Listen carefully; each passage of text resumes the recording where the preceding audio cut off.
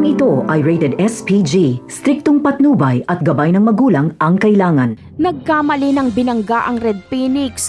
Ang lakas ng loob nilang lumusob sa teritoryo nila Tanggol. Desidido ang Red Phoenix na mapatay si Agustus at mas lalo pa silang naging agresibo noong makita si Tanggol. Pero hindi sila makakaporma. Wala silang laban. Sila ang pinagbuntungan ng matinding galit ni Tanggol kay Rigor. Kaya naman, dito na mamamatay si Mr. Wu at Roy. Iiwan kasi sila nila Lucio. Mautak si Lucio. Alam nilang wala silang laban kila Tanggol kaya umatras na sila. Magiging oportunidad ito nila Lucio para mas lalong yumaman at lumakas.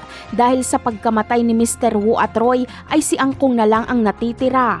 Kaya papatayin ni Lucio si Angkong para siya ang pumalit dito.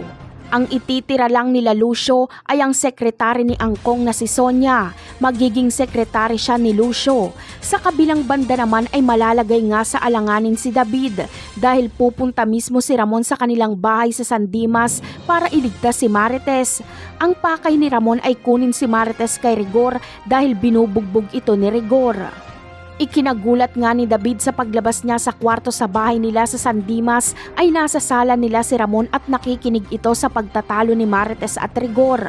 Kaya malalagay si David sa alanganin. Ang tanging magagawa niya na lang ay barilin si Ramon ang patalikod at patayin ito bago pa sila magkita-kita nila Marites at Rigor.